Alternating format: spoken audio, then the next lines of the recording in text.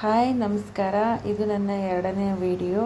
ಹಾಗೆ ಒಂದು ರೌಂಡು ಸಾಯಂಕಾಲ ಸಮಯ ಒಂದು 6 ಗಂಟೆಗೆ ಆಚೆ ಹೋಗೋಣ ಅಂತ ಹೋಗಿದ್ವಿ. 6 ಗಂಟೆ 6:30 7 ಗಂಟೆ ಆಯಿತು ಇಲ್ಲಿ ಈ ಪ್ಲೇಸನ್ನು ತಲುಪೋಕ್ಕೆ. ಈ ಪ್ಲೇಸ್ ಏನು ಅಂತ ಆಲ್ರೆಡಿ ನಿಮಗೆ ಕಾಣಿಸ್ತಾ ಇದೆ. ನಾನು ಒಂದು ವಿಡಿಯೋನ ಆಲ್ರೆಡಿ ಅಪ್ಲೋಡ್ ಮಾಡಿದ್ದೆ.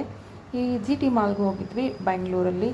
ಮಾಲ್ ತುಂಬ ಚೆನ್ನಾಗಿದೆ, ನೋಡೋಕ್ಕೂ ಕೂಡ ಸಖತ್ ಖುಷಿಯಾಗುತ್ತೆ. ಮಕ್ಳಿಗಂತೂ ಆಟ ಆಡ್ಕೊಳ್ಳೋಕ್ಕೆ ನೋಡೋಕ್ಕೆ ಮಾಡಿದಂಥ ಪ್ಲೇಸು. ಏನು ತಗೊಳ್ಳಿ ಏನು ಬಿಡಲಿ ಅನ್ನೋಷ್ಟು ವಸ್ತುಗಳಿರುತ್ತೆ. ತಿನ್ನೋಕ್ಕಂತೂ ಐಸ್ ಕ್ರೀಮು ಮತ್ತು ಆಮೇಲೆ ಚಿಕನ್ ರೋಲು, ಏನಪ್ಪ ಅಂತಂದರೆ ಕಾರ್ನು, ಇದೆಲ್ಲ ಇತ್ತು. ನಾವು ಅಲ್ಲಿ ತಿಂದಿರೋದು ಚಿಕನ್ ರೋಲ್ ಮತ್ತು ಐಸ್ ಕ್ರೀಮ್ ಮತ್ತು ಏನಪ್ಪ ಅಂತಂದರೆ ಕಾರ್ನು.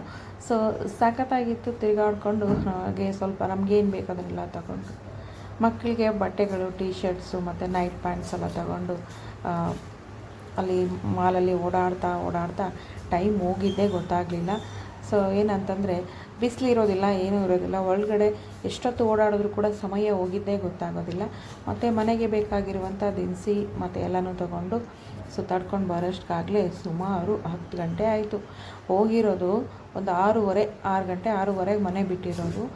ಮನೆಗೆ ಬಂದಿರೋದು 10 ಗಂಟೆ ತನಕ ಆಗೋಯಿತು. ಯಾಕಂದರೆ ಅಲ್ಲೇ ಆಳು ಮೂಳು ತಿನ್ಕೊಂಡು ಬಂದಿರೋದ್ರಿಂದ ಏನಂತಂದರೆ ಮನೇಲಿ ಕೂಡ ಊಟ ಮಾಡುವಂಥ ಅವಶ್ಯಕತೆ ಇರಲಿಲ್ಲ. ಜೊತೆಗೆ ಏನು ಬೇಕು ಅಲ್ಲಿರ್ತಕ್ಕಂಥ ಮಂಡಕ್ಕಿ ಆಗಿರ್ಬೋದು, ಅಕ್ಕಿ, ಅವಲಕ್ಕಿ ಎಲ್ಲನೂ ತೊಗೊಂಡು ಹೊರಗಡೆ ಕೂಡ ತುಂಬ ಪ್ರಶಾಂತವಾಗಿತ್ತು.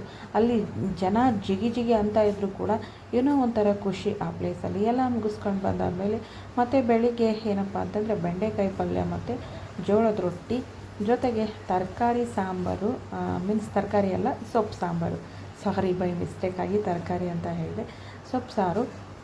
ಈ ಬೆಂಗಳೂರಲ್ಲಿ ಸೊಪ್ಪು ತುಂಬಾ ಕಾಸ್ಟ್ಲಿ ನಮ್ಮೂರಿಗೆ ಹೋಲಿಕೆ ಮಾಡಿದ್ರೆ.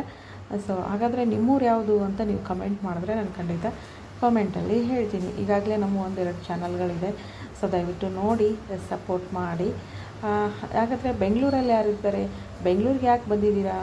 ಬೆಂಗಳೂರಲ್ಲಿ ಏನು ಕೆಲಸ ನಿಮ್ಮದು? ಬೆಂಗಳೂರಲ್ಲಿ ಯಾಕೆ ಸುತ್ತಾಡ್ತಾ ಇದ್ದೀರಾ? ಬೆಂಗಳೂರಲ್ಲೆಲ್ಲ ಯಾಕೆ ತರಕಾರಿ ಕಟ್ ಮಾಡ್ತಾ ಇದ್ದೀರಾ? ಏನು ಸಮಾಚಾರ ಅಂತ ನೀವೇನಾದರೂ ಕಮೆಂಟ್ ಮಾಡಿ ಕೇಳಿದರೆ ನಿಮ್ಮ ಪ್ರಶ್ನೆಗೆ ನಾನು ಖಂಡಿತ ಆನ್ಸರ್ ಮಾಡ್ತೀನಿ. ಈ ಸೊಪ್ಪು ಸಾರು ಮತ್ತು ಬೆಂಡೆಕಾಯಿ ಪಲ್ಯ ನಮ್ಮ ಸಿಸ್ಟರ್ ಮಾಡಿದ್ರು. ಹಾಗಾಗಿ ಆ ಕುಕ್ಕಿಂಗ್ ವಿಡಿಯೋ ಮಾಡಲಿಕ್ಕೆ ಆಗಲಿಲ್ಲ. ಬಟ್ ಕಟ್ ಮಾಡಿ ಚೆನ್ನಾಗಿ ವಾಶ್ ಮಾಡಿ ಕಟ್ ಮಾಡಿ ಕೊಟ್ಟಿರೋದು ನಾನು, ಅಡುಗೆ ಮಾಡಿರೋದು ಅವರು. ಇದಾಗಿತ್ತು ಒಂದು ಸಣ್ಣ ಬ್ಲಾಗ್ ಅಂತಲೇ ಹೇಳ್ಬೋದು.